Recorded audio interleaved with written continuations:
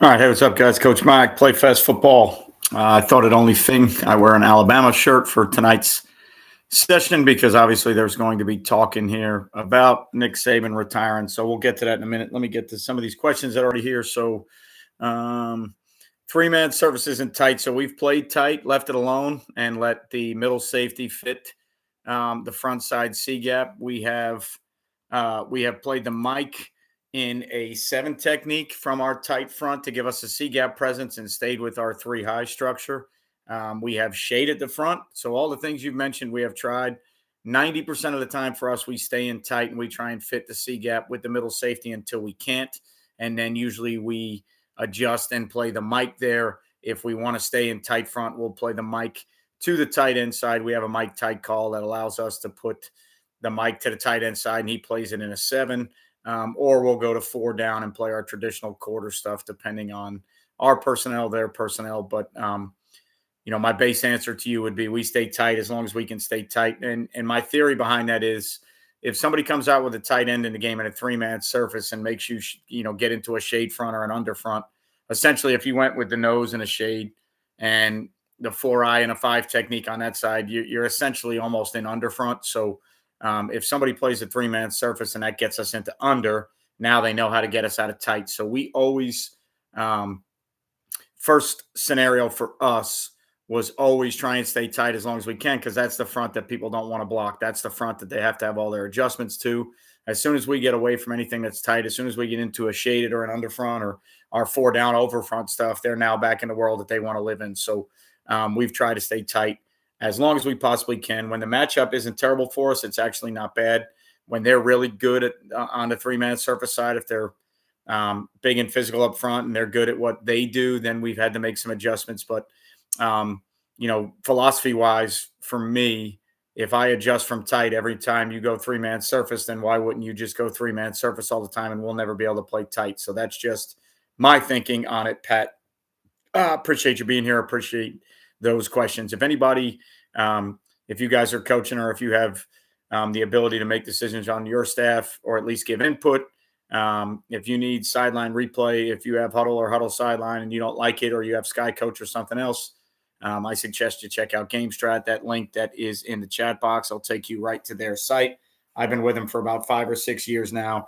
Absolutely love them. Just spoke to them at the AFCA clinic. So they're always trying to improve their product. They do a really good job. Great customer service. So if you need that, check that out. Obviously the elephant in the room is going to be Nick Saban retiring in the college football world. What's next for Alabama? I don't know. I'm an Alabama fan. I honestly, at this point, don't really care what's next. At this point, we should just be, celebrating the fact that we just had probably the best to ever do it in college football. And we had it for a long time and we had a really, really good run. So obviously everybody right now is going to panic and worry about what we're doing next. It's still the University of Alabama. I don't care what we do next. Obviously there won't be another Saban, but whoever it is, there's plenty of great guys out there right now. It's a matter of, do you want to go offense? Do you want to stay defense? Do you want to go, Alabama, somebody that's an Alabama guy that understands it? Do you want to go a Saban guy?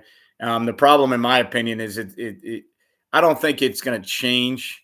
I think if Alabama comes open and the money is right, even if you have to follow Saban, you still go. Obviously, you don't want to follow him. I would like to be the next guy after whoever takes it now, because I think the guy that takes it now obviously has some huge shoes to fill. But if Alabama calls and the money is right, I don't think you turn it down because you don't want to follow Saban.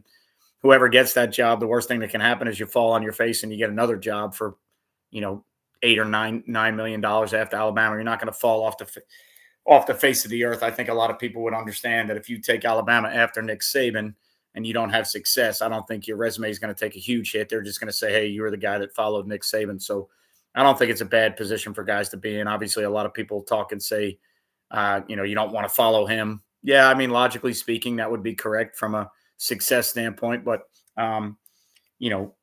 that place, that job, where it is right now, that money, yeah, Connor, I made it 10 hours. I was in that airport. We got there at about, I don't know, 2:30 for our flight that was originally 4:30. That flight got backed up. It was going to Atlanta. We were going to miss the connector in Atlanta.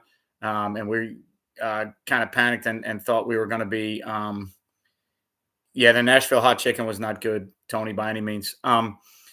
I thought we thought we were going to get stuck in Atlanta, and we didn't want to do that, so we switched to a direct flight from Southwest, and then that subsequently got delayed. I didn't leave Nashville until 12:45 their time last night, 1:45 our time. So finally got out of there. 10 hours in an airport. That thank God people started chiming in and asking football questions because we saw every probably bar they had in the airport. We listened to 15 different singers, probably sat down in a Predators bar and watched them get absolutely smoked. So it was a pretty wild ride in that airport for a while. So hopefully I don't have to travel for a little while because that was not good. But people started asking football questions, and probably one of the funniest things that's happened to me in a long time is there was about 4 or 5 guys at about, I don't know, 9 o'clock or so, whatever time it was. There were guys going to Orlando, high school coaches from Florida, and they were going to Orlando, and the guys had no idea I was sitting there, and they were actually in the chat that we created, the airport ball chat. Those guys had responded to one or two things, and I had no idea I was sitting next to them. It was pretty funny. I didn't say a word. I just let it go on. My head coach was next to me. He kind of tapped me on the shoulder, and he showed me one of the tweets from one of the guys. And then when they left, he's like, "You realize that guy was sitting right next to you?" I said, "I don't." Right, there's been so many responses right now. I have no idea who's who, but that got us through, so that was awesome. But obviously for me, honestly, for an entertainment value, I wouldn't mind seeing Lane Kiffin. I would love to see the social media interactions. I would love to see the entertainment value of that. Obviously, great offensive coach, great mind. Personality wise, can he handle it? Probably not. Character wise, can he handle it? Maybe not.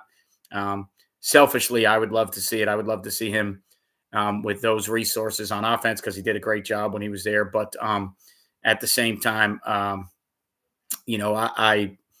don't know if he would make it or not. Obviously, Lanning's the next one everybody wants to talk about. Obviously, there's history there, and he's probably the hot name in the business right now. Mike Norvell will probably get a couple, looks here or there. Sark's name's going to come up. Dabo's name's going to come up because he's an Alabama guy. So at this point, I really, selfishly, if you ask me, best fit, although he doesn't have enough experience yet, Lanning's probably the best fit if you want to stay in the realm of defense and doing things that way. And, obviously he can bring in a great offensive coordinator to handle things, from that standpoint. Selfishly, I would like to see Lane. I'd love to see the social media interactions. I'd love to see him get after people, with that job. I think he's done a phenomenal job at Ole Miss, and what they did in the transfer portal the last couple of weeks is outrageous. Some of the defensive guys they brought in for Pete Golding. So, I'm all right with Dan Lanning. That doesn't bother me one bit. I'm just not really, right now for me, I'm not really, I want to enjoy what we had for a long time. I want to enjoy how good Saban was for the game of football from a lot of aspects. I mean, there's obviously my niche and what I do is not critiquing people, but there's a lot of content creators out there in the world that I don't know what they're going to do if they don't have Saban PDFs or if they don't have conversations about Cover 7 and his Meg and his Mod and his Ripple his match. And, there's a lot of guys that are going to lose some content now because, there's a lot of guys out there living on the fact that everybody always wanted to talk about Alabama defense and what they do, what he calls it, how he calls it. So hopefully those guys can survive in their realm with their niche with what they're doing. Obviously, that's a lot of pun. In that it's a joke in there. Those guys do a great job with what they do, and there's always going to be football out there. So, there's always going to be. But you in the social media realm, so much is driven around Saban terminology and what Saban calls, what Saban's Cover 7 is and Saban's Cover 6 is. And I had this conversation with somebody the other day, and they were talking about quarter, half, Cover 6. And I said, yeah, that's where I learned it in 1990, and that's one of the first defenses we started playing. But in other people's terminology, Cover 6 doesn't mean quarter, half. So, a lot of guys I think it'll be hot for a while. There'll be enough Saban people in the world still doing it. And obviously with him retiring, I think it'll be a hot topic and people can probably, they can still make a living off it for a couple months until he's gone. And then it's going to be his tree. It's interesting the way the world works right now. Everybody wants to talk about Mike Macdonald and Jesse Minter and that system. And, before that, at the beginning of the year, it was Vic Fangio and his system and all the disciples he has out there. So it'll be interesting. It'll be neat to look at, to see what Alabama does, how quickly they move. Obviously, in the world we live in, they just lost one of the best receivers in the country already decommitted. I would imagine Saban on the recruiting trail was telling guys he's going to be there until he dies. I get it. He's not going to tell them he's retiring. You can't tell recruits that. And then when he retires, they're obviously going to leave. So it's not the greatest time. I think he waited at least till the national championship was over to kind of, he, give college football its just due and let Harbaugh or Kalen DeBoer, who Kalen DeBoer's name's been mentioned too, give them their just due for the national championship game. So I think, Coach Saban had enough respect to the game of football to let those guys have their moment. But it kind of probably hurts Alabama a little bit because now it comes out later in the process and you got to worry about, they had already lost a bunch of guys to the draft and the portal and everything else, which was going to happen anyways. But, it's just an interesting time period. Yeah, they've been doing Kirby smart anyways, especially since Kirby won the last two national championships. Everything was about how they changed, and then Lanning gets tied into that too. So, how they changed a lot of the Alabama terminology and how they changed from all the hugely worded calls to getting things into one word deals because of the tempo and, how they started using mint front more to stay in their odd world and not have to go to 4 down versus spread teams. So that's already been out there. The fact that Georgia started using more 6-man hot pressures and Kirby did a clinic on tackles for losses, talking about their pressures and all that the last year or so, that's been, a hot one. So I think you're right, Rob. They'll all just jump on that. Or now what'll happen is it'll all be whoever, it'll probably now get down to whoever is in, the conversation. It'll be their systems, right? What's Alabama going to do on defense? What are they going to do on offense? So that'll be the hot ticket. And then obviously right now, Pete Carroll's out and a lot of movement in the NFL. So usually in the NFL, what'll happen is a lot of those guys will probably just shuffle, right? So somebody, if they're smart, somebody's going to take Vrabel. I think the Titans are absolutely dumb as hell to get rid of Vrabel, but behind closed doors, you don't know what was going on. So, the NFL will usually just, and maybe we'll get some new names. I don't know, but usually they'll just, they'll just kind of rotate around it. Yeah. If DeBoer, gets an NFL interview, that would be interesting. I think he's won everywhere he's been. So that would logically be the next progression. You took Washington to the national title game. How often can you do it? Can you do it over and over again? So taking an NFL job would be the next progression there. At the point he is in his career, NFL jobs are a lot less stressful. On those guys, it's all football all the time, but you're not on the road. You're not recruiting. You're not, obviously you're dealing with free agency and contracts and shit like that, but you're not dealing with NIL money. And, there was actually one of the AFCA sessions there was an AFCA session on high school coaches dealing with NIL. So I think I sat in maybe 1 or 2 rooms for 10 minutes of football talk, the entire convention. And other than that, I was just talking to, businesses and talking to guys that I work with and talking to some new people about,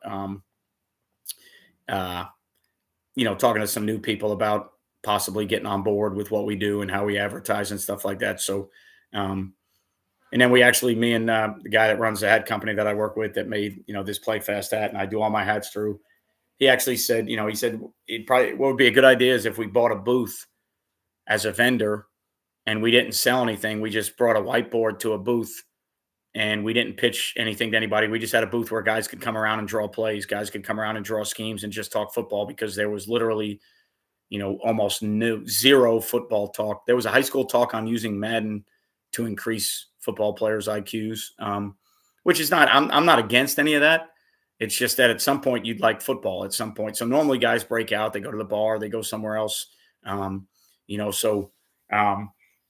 Glazier, I actually did when Glazier came out with the chalk wars. I did 1 or 2 of them when I was speaking at Glazier clinics. And, my thing would just be guys, from the time the doors open to the time the doors close, if you're not going to a speaker, we've got a place where you can come to a whiteboard and, You could ask questions, you could draw shit up. It doesn't necessarily have to be, to me, it doesn't have to be like hey, you draw up a play and I'll draw up a defense. Like I did that with Glazier. I hated it. They were always scenarios. Like I did one time against against a wing T guy, and every scenario was like third and short, fourth and short. And I finally told everybody in the room. I said, "Hey guys, if this is the scenario, we're probably going to lose, right? That's not the scenarios you want to get into." The guy was drawing up unbalanced shit, and it was like, all right, well, if every scenario is 4th and 1 or 4th and 2 or 3rd and 1, then I really can't help you, because if they can get us into those situations, then they probably already won the battle, right? My deal would be, how the hell do I get them off schedule? How do I create tackles for loss and get them into third? And, let's talk to a wing T guy about 3rd and 8 and let me see him draw up waggle, so it wouldn't necessarily be like guys battling it out. It would be, hey, if you're sick of culture, if you're sick of program talk, which again, I've been a head coach for 24 years or 23 years of my career. I know there's a time and a place for all those things. I know there's a time and a place for every scenario you can imagine in building a program. And that's great. The guys that want to go hear those talks need to have a chance to go hear them. And it's awesome. When the whole clinic is that way, I think some people eventually, guys like myself, you're going to get pissed off and you're going to be like, hey, is anybody talking ball anywhere? Is there anywhere I can go just to get a fucking ball conversation? And so we just decided, me and the hat guy, he was like, how cool would it be if you videotaped, you hung out, at a booth, and instead of selling stuff, if guys want to subscribe to PlayFast, for free on a YouTube channel, that's fine, whatever. But we're not really selling anything. We're just talking football. So guys could, if they need a fix or if they need a football talk, they can just come by and grab a marker and start drawing shit up. And I thought it was an awesome idea. I don't know if I'd like to pay a ton of money to be a vendor there. So you'd have to get a business or somebody. I would think one of the businesses I work with should sponsor something like that. And then let me go to the booth and let me pitch the PlayFast side and then promote it and say, hey, if there's anybody out there, any of you guys that follow PlayFast, come by, the Dome Hat booth, come by the Game Strap booth, come by the Difference USA booth or Baker Sporting Goods. Like the companies I work with that might have had a booth anyways, just let me work the booth with them, have your product there, pitch your product, and then let me have a whiteboard and markers and just let people go to town and draw up whatever they want. And, because at some point you're going to, I would think if you go to a clinic, at some point you want to talk football, you want to talk. So usually guys end up going to bars and taking napkins out and having conversations. The AFCA, unfortunately, everybody's interviewing. It's when you register, it's looking around at the dress code and saying, all right, who's got a job, who needs a job, who wants a job, who's trying to leave. You can kind of tell by the dress code. So, yeah, I mean, we could do that. Like last year I did virtual clinics and I pitched this idea to GameStrat and some other businesses. Like instead of asking guys to pay $5 or $10 to join a virtual clinic, why not have a business put up, $500 and they get to sponsor it. And then, they get a warm entry at the beginning of the virtual call to talk to people about, at the beginning of the Zoom clinic, they can talk to people about their product, what they do. You can come up with slides that say, tonight's sponsor is Dome Hats, or tonight's sponsor is GameStrat, or tonight's sponsor is whatever businesses want to sponsor. And then you can get coaches to come to a clinic for free. You can get 50, 70, get 5 guys to sit in and come to a clinic. And so, yeah, I mean, we've done some stuff over Zoom. My thing would be, for me, it's not so much like we were talking about it with, me and my buddy Jeff from Dome Hats. For us, it's not really if I gain subscribers, yeah, all right, that's great. I don't really sell anything. The money I make on PlayFast, I make from advertising digitally on Twitter and YouTube, for businesses. That's kind of what I do and how I try to make money on the side. YouTube is free. We have the Patreon site, but it's $5 a month, and I think there's, I don't know, 30 something subscribers on the Patreon site. So like, I don't do anything. I don't sell any systems. I don't sell any products. So I wouldn't be looking to move merchandise or anything. I would just be like, hey guys, if you're at a clinic and you're like me and you have a problem and you want to talk football all the time, or you want to draw things up and you don't want to sit in on sessions that, or you get in a session and the talk isn't what you wanted, and now you're just walking around the vendor scene, because if you're not a head coach, you're probably not buying anything. And then even if you're a head coach, depending on what money you have or where your program's at, you may want to buy shit, but you don't, you're not in the market to buy stuff. So now when you're walking around vendors, it's like, well, hell, everybody's going to grab me and ask me, they're going to tell me about their deal. And I always stop because I feel bad for people that are working. So I end up stopping and talking to somebody about headsets, even though we have headsets or whatever it is. So, it would just be a way to kind of get a booth and just say, hey, look, we don't want to sell you anything. We're not, we could have dome hats there, or like if Game Strat was there. Idea I had was, if they're going to do a clinic like that, then why not? They should get a booth, and I'll just work their booth with them, and we'll have a whiteboard, and we can pitch their product as well. So for me, it wouldn't be a sales pitch of any kind. It would be like, hey, if you guys are interested, I'm going to be at this location. Check us out. We could have some dome hats there. We could talk to people about hats. We could have, if there was an apparel company or somebody, we could do all those things. But to me, it wouldn't be about pushing a product. YouTube is free. Subscriptions on, PlayFest or Coach Mac on YouTube is free. So there wouldn't be, you're not, obviously you want more subscribers out. We're still pushing like 25,000 views away from 4 million on the channel. So obviously I'm always kind of pumping that, but you're not asking anybody to buy anything, so just to go somewhere and say, hey, look, you know what? The talks aren't that great. This guy's talking about something that I don't want to hear. Or it's 1:00 in the afternoon and there's not a session that you want to go to. Then you just come in and you get on a whiteboard and you just, kind of let loose a little bit, get your anxiety out, your stress out, or your frustrations out, get on the board and just start chopping it up. I think that would be awesome. Then you could videotape it. You could videotape guys doing stuff. You could videotape conversations. You could, every hour, every once in a while, you could have a scenario that you draw up and you could videotape guys coming in and going, hey, here it is, 4th and 2 from the 8, right hash. You got no timeouts. What are you doing? Because the one thing I figured out about creating content, when I've done work on, during the pandemic, we did work on Twitter with dome hats, and we were doing hat giveaways, and, we were asking questions, and it's just like YouTube or anything else. The clickbait part of it, the easy part is asking guys what they would do, because that's what guys want to talk about, right? They want to talk about their system, what I run. Here's how we do it. So that's what everybody wants to do anyway. So just give them an avenue to do that. Just say, all right, look, here's the scenario. I'm not going to tell you right or wrong. I'm not drawing up anything. It's, at noon, the scenario that we're talking about, if you want to draw something up, come on over. We'll videotape it. It's 4th and 3, 40 seconds left, right hash, whatever. Or on defense, hey, it's 4th and 5 with the ball on the 6-yard line. They can get a first down. What's your call? And then you can't be right or wrong, right? We're not debating it. I'm not telling somebody, oh, that sucks. I'm not telling somebody, I'm not going to get a marker up and go, all right, well, if that's what you're going to do, then screw you. We're doing this and that play's dead. That's not the idea. That's not what I want to do. What I want to do is just give people a chance to get a marker and go to town and just say, hey, look, I'm pissed. I paid money to be here. There's no good speakers, or the speakers aren't talking about, the worst thing in a clinic is when you go to see a speaker and he doesn't talk about the topic that he wants to, that you wanted to go see, because he had to give the clinic the topic 3 months ago. And then either they didn't do that, or they weren't very good at it, or, even worse, when it's college guys, the GA didn't put together a presentation for them. So they talk about something completely different. And now it's like, I just spent I sent coaches to places, assistant coaches. I made my schedule around speakers and times.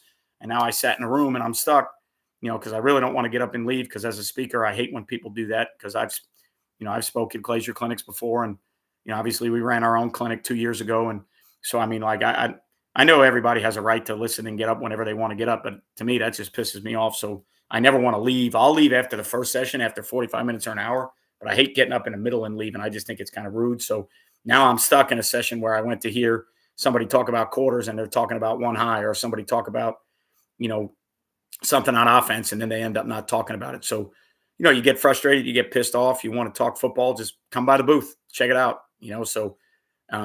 and I actually just had somebody ask me to speak at, there's a new clinic deal going around. Playbook Clinics is going around, and they're doing it, and all around the country. And it's kind of the idea I thought we could have got rolling 2 years ago when I had the Play Fast Clinic in Jacksonville. I thought we had enough people all over the country that we could have did clinics in different parts of the country. Obviously, I'm from the Northeast, so I know plenty of people on Long Island. I probably could have done one in New York. We did the one in Jacksonville. That was phenomenal. We had 160 guys here. It was awesome, right on the ocean.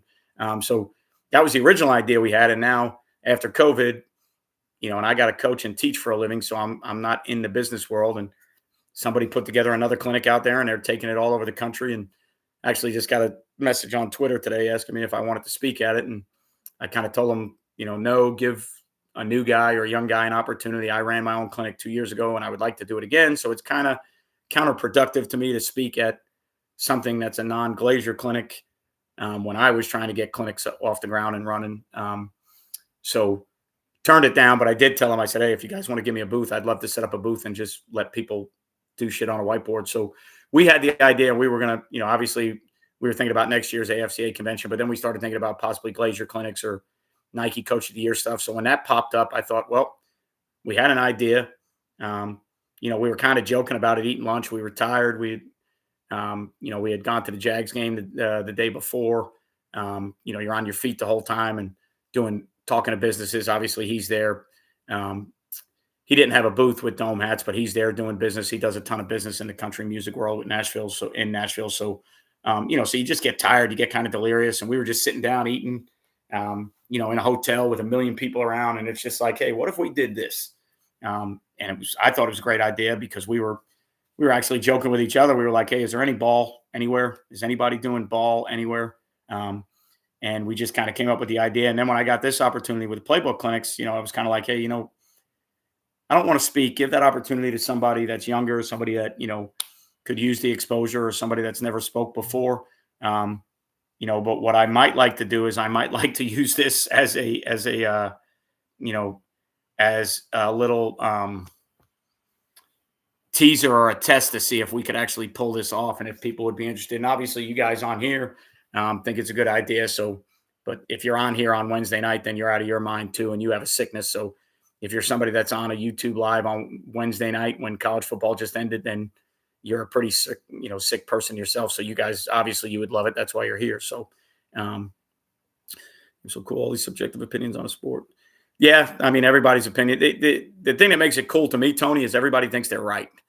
So in a game where there is no right or wrong, however you get it done. Everybody thinks that there's the only way to do it. Right. So we had a conversation last week about, Flexbone team wins the Division II national championship. And now that's the system you got to be using. And it's all the option guys are geeked out of their minds talking about it. And, so that's always going to be the case. Offense, defense, that's always going to be the case. Like I said, right now, everybody's enamored with, Mike McDonald's going to get interviews. He's interviewing with the Commanders, and Jesse Minter probably could go with him, or Harbaugh, or wherever he wants to go right now. So that's just the game we live in, right? Whatever's hot, whatever system is hot, whatever everybody's doing.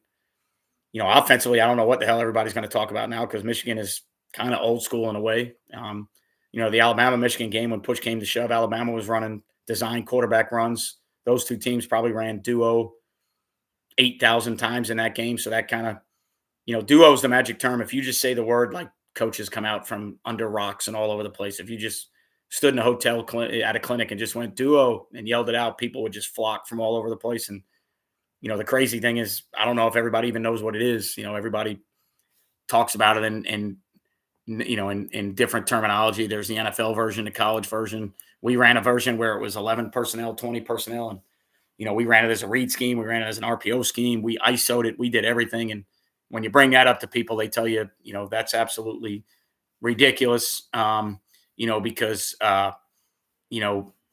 duo needs to be 13 tight ends on the field, and I've done duo videos before, trust me. And that's where I caught a lot of flack from people, because there weren't 13 tight ends on the field. We weren't in bunch or compressed sets. We didn't leave the corner unblocked and bounce the ball to him, and then, I got pissy with people and said, well, duo is a blocking scheme. It's really what it is. Right. So it's power without a puller, and it's a way versus certain fronts to get two double teams. That's what you're trying to do.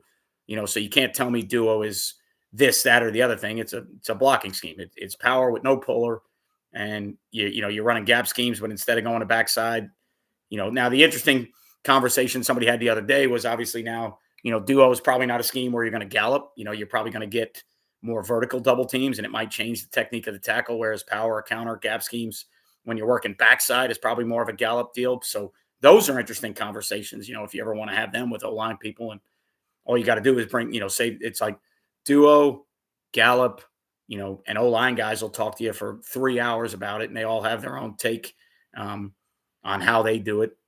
They're special people, O-line. We can't live without them. You got to have them, but that's the world they want to live in. And so, my thing though was when I did it, I was like, look, we've ran this. We went 9-1 ran for 370 yards a game running gap schemes in our version of the duo play. You can't sit here and tell me that we can't do it or we shouldn't do it, or because it's a downhill A gap play, you can't read it because the 5 technique, you know, he doesn't have to surf as much anymore because you're not hitting the opposite A gap. Like, all the arguments are they're kind of futile when I ran the scheme and we went 9-1 in the third round of the playoffs one year and 9-1 and lost in the first round and we averaged 40 something points a game. Like, I did it, I ran it. So you can't really, how can you sit there and argue with me and tell me that it's not duo and you can't do that when I just did it, but that's when you're on my side of the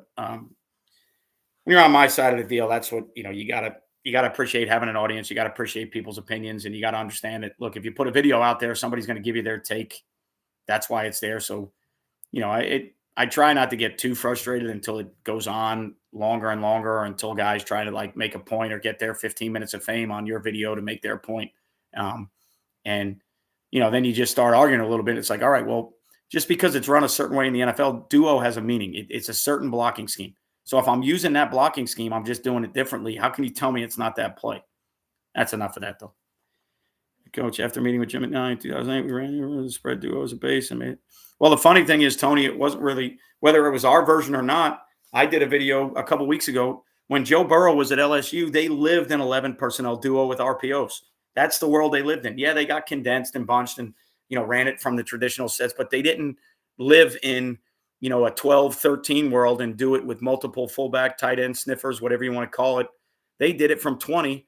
And obviously then, people say, well, they had Jamar Chase and Justin Jefferson and Joe Burrow and Clyde Edwards-Helaire and everything. I said, yeah, that's not my argument. My argument is they're running 11 personnel duo with RPOs. And people are telling me that that's not the way it should be run. So it's just one of those deals where that's what I was looking at the time. And I ran across it somewhere on YouTube, and it was a clinic session or a video session of LSU running 11 personnel duo. And at that time I was kind of pissed at, what people were saying duo is and duo isn't. So I just said, you know what, I'm going to do this video because we ran it. We ran the RPOs off it. We ran it as a split flow play and we kicked it. We bluffed it and ran it as a quarterback read play. We inserted it and ran RPOs off of insert as an ISO play. We ran it as a wham or a crunch play because, it started with the duo concept. And then all we did was we made one adjustment between a guard and a sniffer, if we ran it as like a crunch or a wham play, instead of the double team on the 3, we locked the tackle, the guard climbed, and we trapped somebody. So it became like all encompassing for us off of just our gap schemes and that version of the play, which obviously you can do that in inside zone too, right? You can take any inside zone scheme and you can lock it and run RPOs. You can, midline a guy and leave him unblocked and trap or, do whatever you want to do. So hold on, Patrick, I'll get to you in a minute. I'm not going to leave you hanging there. So obviously you can do the same thing off inside zone, right? You can run zone insert and run it as an ISO play. You can split flow and kick it. You can split flow and bluff it. You can split flow and you can send the fullback to the flat and make it, the RPO that Michigan scored a touchdown against Alabama on. And, you can do all those things with zone too, right? So it's not something that's just conducive. But we were a gap scheme team. I wanted a read play. I wanted a play that we could run RPOs off of that wasn't always pulling somebody. So we just went to that version of duo and ran it and had a lot of success with it. And unfortunately, there's people out there that if you don't run it like McNally or, you don't run it like the NFL guys, you're not running duo. So interesting topic.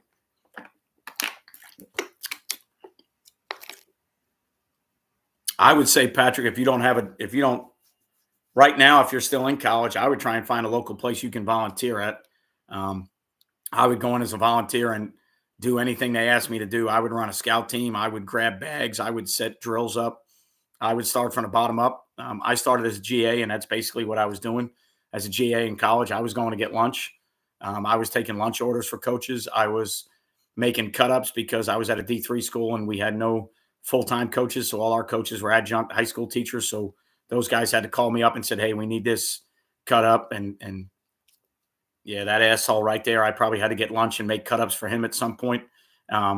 He's teaching badminton at Port Washington High School, and I'm in an office as a GA, and he's telling me we need certain tapes that we need and certain cut-ups. And this is back in the day of VHS, right? So we couldn't even edit it. Now I wish I was a GA now. You just, what do you need? First down, boom, there it is. You just put it in the fucking computer. It's edited and you're ready to go. So, That's how I would start. I would volunteer. I would do whatever they need. I'd wash pennies. I'd do anything. And, the first thing is don't go in and tell them you need to be a position coach. Don't go in somewhere and tell them you need to call plays. Like, don't get a spot somewhere, cut your teeth, learn what it's like to be on a staff with people. If it's a local high school, do that. Junior high, it doesn't really matter where you start. If you're a good football coach, you'll make your way up. The only advice I can give you is you're probably not going to make your way up from middle school to high school. Yeah, we had delis back then, Dan. I'd get the order from the head coach and one other guy that was in the office, and they'd send me on Union Turnpike, and I'd go over to the deli, and we'd get actual real sandwiches, not a Publix sub or yeah. Now there's DoorDash, no more lunch runs for GAs. But those were the good old days, early '90s. Good time. That's where, but even going back to that, while Joe Delgaze is on here, like that was our cover six when he was calling defense. We were quarter, half. We were an underfront team. We were a field shade team and quarter, half. But then you get in the Saban world and his cover six is, weak side rotation in cover three. So, that's the hard part as you get older. It's trying to keep up with all these things. And, anybody that's watched my channel knows for 10 years now, I've had a gripe with what people call quarters. The press quarters world and all that shit. If the safety matches 2 to the flat, it's not quarters. I don't give a shit who you tell me runs it. I don't give a shit. Now I'm not going to argue with Pat Narduzzi or any of those guys, but if it's got a different rule where you match a guy to the flat, it's not that coverage. It's, blue, red, white. It's not that, so that was always one of my pet peeves because I learned quarters from Joe Delgaze on this channel right here. And I learned it the old fashioned way. The outside backers got to carry 2 on the wheel. And, we're playing man to man on 1. And if we don't get 2 vertical, we're going to try and build a fence and double 1. And, and guys would ask me, well, why that version? And I would say, well, in the NFL game, when Jerry Rice was the Z and you were trying to get an extra guy in the box, but you also had to worry about play action passes. So you needed somebody to take the tight end up vertical. If he didn't go vertical, you wanted to double cover Jerry Rice, right? So if you play a different, if you play a version of the coverage where the safety matches 2 to the flat, you'll never get a double on Jerry Rice or the Z. So if you really get into the specifics or the arguments of it, there's a ton of reasons why. And there's reasons why guys play, wherever you grew up, whatever time you grew up, wherever you learned football, if somebody called quarters something different, for me, the one I would get all the time is guys would say, well, that's robber. Okay, well, to me and to Joe Delgaze on this thread, robber was 1 rat. So he learned it from Nebraska in 1990 or whatever. So when we call robber, it was 1 rat. That's what we call robber. Our quarters was quarters. We played quarter, half. Right. And then guys came out and said, well, no, that's not quarters. That's robber. Okay. Well, however you learned it, what ends up happening is you end up talking about the same thing, just using different terms. And then after like 30 minutes and you're ready to, 2 guys are ready to whip each other's ass, you end up going, we're talking about the same coverage, right? You just call it something different than I do. And then you laugh and you're like, oh yeah, I get it. All right, so you call it robber. Great. These are the rules, right? You almost want to have a disclaimer before the conversation to go, okay, lay down the rules and I'll tell you what I think that is. But that's always the neat part of coaching. So Patrick, I would go somewhere, and I would volunteer. I would get in the door. I would do anything they asked me to do. And then I would try and work my way up from there. 2019 video when you mentioned duo, people will have their rules contest, but that doesn't do. Yeah, I think and Kaduddy has his own. He's got his own spin on it. McNally, obviously McNally is the guy, so I'm not going to fucking argue with him. But we live in a world in high school where you're trying to survive, right? I'm a head football coach trying to call plays. I need something that fits my kids. If I want to run a version of what I know is duo, and the duo blocking scheme, and I want to wrinkle it to do whatever, I really don't think you can tell me right or wrong. If the NFL guys want to say, that's dumb, we would never do that. Well, great. I don't coach in the NFL. I'm not making millions of dollars. I'm trying to survive with 15-year-old kids that can't tie their shoes. So, I think every one of us that are coaching high school football, I think we should all have the ability to wrinkle something the way we want to wrinkle it, so, but there's so many, and to me, there's so many great guys out there doing different things and doing putting their spin on stuff. Why wouldn't you let them do that? Right. Why? And when I think about offense there, that's what I think about in offense nowadays. Like when I think of, might have had a bad year this year, but I love what Lincoln Riley does and what he did at Oklahoma. Is that really a system? All right, so he was an air raid guy. That's not air raid anymore. Those are air raid concepts tied into a physical ass run game with a bunch of quarterback runs and RPOs, and so that's just a philosophy of taking things that you like and morphing them together. That's and on defense, it's the same way now. Everything is all like hybrid based, and the old systems. There's not many true old school 4-3s or 3-4s. Everything is so personnel based and you know um, kind of hodgepodge to survive today's assault of what offenses can do. So I mean, those are great conversations, and that's why like I said, we talked about having a booth at a clinic where you can just draw plays up because I could go on a rant and a tangent right now about all the shit that pisses me off with stuff like that. So go somewhere, take a deep breath, and draw it on the board and go, hey, here's what I would do in that scenario. So another reason why we did all that. Season starts in 2 months, second year with the tight three high. We'll try to sprinkle some more cover three. Yeah, drop 8 for us. I just had this. Me and Joe Delgaze just had this conversation the other day. He asked me how much drop 8 we ran, and we ran probably 15-20%. Drop 8 for us is how we play 3 deep because we spot drop it. We don't play pattern match because my pattern match comes from our quarters based stuff, and I don't want to carry quarters based pattern match and cover 3 or single high rip Liz pattern match. So when we play cover 3, it's a spot drop. And because it's spot dropped, I like to drop 8 because I don't have the time. If I was going to play 3 deep, I would play Ripley's match if I was going to drop 7 and rush 4. And now I would have to teach the inside backers how to robot and all the rules that they need. And well, if you drop 8 and you have a Mike linebacker that's sitting dead in the middle as almost a dual hook player, now that the other 2 backers can almost become hook to curl or basically curl players because you're taking the hook curl out of it because you have a hook defender to the side that they release, the third receiver. So if it's 2x2 and number 3 is on one side, then the hook player goes to the side that 3 is. So now on that side, you've got a hook player, a curl player, and a flat player. So you've got all the zones distributed because when you're a 3 deep team, that's when, Sid Gilman and a lot of the passing game was created. What they figured out was, well, there's 6 underneath zones and they have 4 guys to cover them. Spacing, horizontal stretches, curl flat, all that shit that, has been around forever. And it was great against 3 deep stuff because there's 6 underneath zones. Technically, there's 2 hooks, 2 curls, 2 flats. So technically, you end up with a hook curl defender, curl flat defender. So if you can put 3 guys in those areas, 2 guys can't cover it. So, for us, our 3 deep is spot drop. So if you're playing a tight stuff, Kuroga, I know for us, we stay in tight. We drop 8. It affects your pass rush a little bit. In our base stuff, our Mike is a pull-up guy or the 4th rusher. We don't involve him in our coverages. As soon as we drop 8, he gets involved as the strong side or 3-side hook player. So, your pass rush gets funky. If it's a passing, like for us, when we get into passing downs, that's where we get sim creeper, all the nickel dime stuff where you're popping guys out and based off the center's turn, you're doing different things. That's kind of the way the game's played now. So, drop 8 for us is a standard down scenario. Maybe we're having an issue in palms or quarters or, 3x1 coverages. Maybe we just need to flood it out or, Mabel, skate, whatever you want to call it. So that's how we play it. And again, the reason for that is we major in quarters. We major in middle of the field open. I can't spend a ton of time teaching all that and then also spend a ton of time teaching I even joke with people when I say it, teaching the right way to play cover 3, right? I don't think we play technically the correct version of cover 3 because we drop 8 and we spot drop it, right?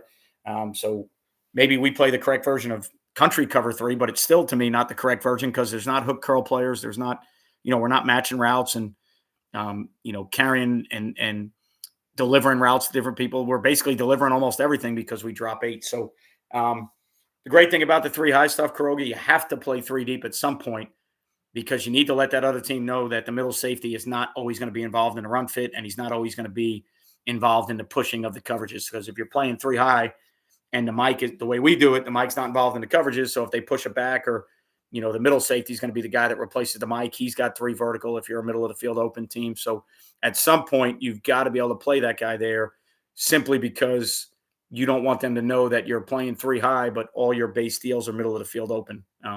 Everybody knows mine are now because for the last 2 years, that's what we played. And, it caught up to us a little bit this year. Guys understood that we were going to be tight 3 high. Last year it was great for us because I was at a new school and all the schools on that schedule didn't really realize we were tight 3 high. So you have to be able to play some three deep and a bunch of different three deep rotation. To me, that's the beauty of it. So we played a bunch of three buzz this year with the middle safety as the buzz player dropping underneath the Sam. So middle safety dropped underneath the Sam and the Mike. So now we ended up with like, a little bit even more exotic rotation because now we were a safety down to one side, a safety spinning to the middle, but then a middle safety spinning down. We play a bunch of, just like Iowa State does, we play a bunch of double sky where now, the middle safety stays high and both safeties on the outside rotate down. So now if you're trying to teach guys to throw away from rotation, we're rotating down to both sides. That's actually one of our motion adjustments. If we get changes trying flat motion, a lot of times we rotate to double sky because now if they want to run the ball away from rotation, we're rotating there as well. If they want to throw the ball away from rotation, we're rotating there as well. So, you get a lot of funky three deep rotations. You can get as exotic as you want. And now those three safeties are, kind of inserting all over the place. So if you're a three deep guy, that's a really, the combination of three high and some three deep insertion stuff is a really good way to go because you can get pretty funky with all of that.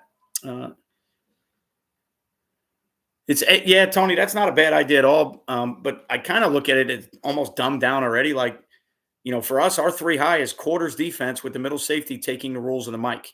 And then, obviously, you dumb it down even more in the tight front. The two inside backers fit A to C based off of flow, pullers. It's like the easiest. And that's why I run it, to be honest with you, because the run fits and the reads and the visuals are about as easy as you can get. We lag the nose. And then based on where the back is set and what the flow is, one of the backers is going to be an A gap player. One of the backers is going to be a C gap player. And then we're going to have to take care of, the alleys and other C, the C gap's the issue. So, what we're doing with the middle safety, how we fit them off the backers. If the backers are going to be fast flow guys and the middle safety may have to slow down and be behind them. If one of your front side backers can go over the top and the other guy's going to plug the A gap, then the middle safety probably needs to fit somewhere in between that. So, I mean, it does get funky in a way with some things, but like the base nuts and bolts of it are, and the reason I do it, it's about as simple as you can get. And that's why I try not to get out of tight front unless I absolutely have to. And obviously offenses nowadays are going to put you in situations where you absolutely have to. But our run fits and everything we do is taught off of that just very simplistic tight front scenario with backers going A to C and, just making the flow and the reads and everything so simple. I think some people use the term ball fit, belly fit, whatever terms you want to use. It's like we make it kind of, if the back is to me, I'm probably falling back C. If the back's away, I'm probably getting ready to fit the A. The only thing that changes that is if he's flat across, if he's flat across the quarterback's face, now it just kind of rocks and, you rock and you roll it a little bit now. If he's flat fast across the quarterback's face, I become the A gap player and the other guy becomes a C gap player. If we get power counter or something where there's pullers, it just flips. And now, the guy to the side of the back. So the simple teaching point, if they're offset, if the back's to me, I fall back C. If the back's away, then I'm going to play the A. And then from there, it's all about flow and what the back does. But that's like a really easy way to explain it to linebackers of what they should expect. And I know some people call those ball fits or belly keys or whatever it is. I don't really get into all that. We just teach our backers based off where the back is and then the flow where we think they're going to need to fit off the tight front. One thing we got to do a better job of if we stay, we're not really sure what we're doing right now next year with our personnel. If we stay tight front, we have got to get better play from our four eyes. Our four eyes get kind of enamored with not getting cut off, and we end up, we just don't make a ton of plays with the four eyes. We don't strike enough. So probably going to change some things with them and let them. The past year we were visual keying through the guard because I thought people were going to arc release a bunch and I didn't want to get widened with the four eye. But when we visual keyed through the guard, we never got our hands on a tackle. So on all the scoops and the backside blocks, like we just got throttled inside because, you're kind of putting a kid at a disadvantage. You're asking them to read the guard. It's kind of hard to read the guard, but then throw your hands back to the tackle. That takes kind of a special kid to do that. I think that's one of the things we're going to look at next year. We're going to go to reading the tackle, and we're probably going to have to put a little clause in there that says, all right, look, you're reading a tackle. If you get arc, here's what you need to do. I know, Joe Delgaze that's on here right now, unless he fell asleep already because he's old. I know we had to talk about, boxing and spilling and how you would play the four eyes. And he's got guys that he doesn't like doing certain things with, so they just play it a different way, which is great. You can play it however you want. You can box it, you can spill it. If you get arc release and you want your 4-eye to rip up the field or whatever you're teaching, as long as the backers and everybody else fits off that, you'll be okay. So, um, um, all right. So here's the deal, Pat, and I don't mean to be. It's going to sound funny, and I don't mean to be sarcastic. 99% of the noses you play in high school are going to be lag players, anyways. Because if they see zone, I almost guarantee you they end up in the backside A gap. You don't have, unless you slant a kid, there aren't many kids you're going to line up at the nose that are going to beat reaches to the front side of the center. So the easiest way to do it, in my opinion, is you find a nose that you tell to get off the ball 100 miles an hour, and you try to tell the nose to play through the center's face and out the other side of his ass. And if you do that, you're always going to get reached, which means you're always going to be in a backside A gap. Um, you know, Debatable on what A gap is backside if you get a back block pull scheme. So like against tight front, a lot of times against tight front, if guys want to run gap schemes, you're going to end up seeing 3 back blocks, which is beautiful because you get all solos. But center's going to try and go back, especially GT, right? Guys can't run GT without, or they can read it, but it's tough to do. And a lot of guys, even when they run GY, they don't like the 4-eye getting in the hip pocket of the guard.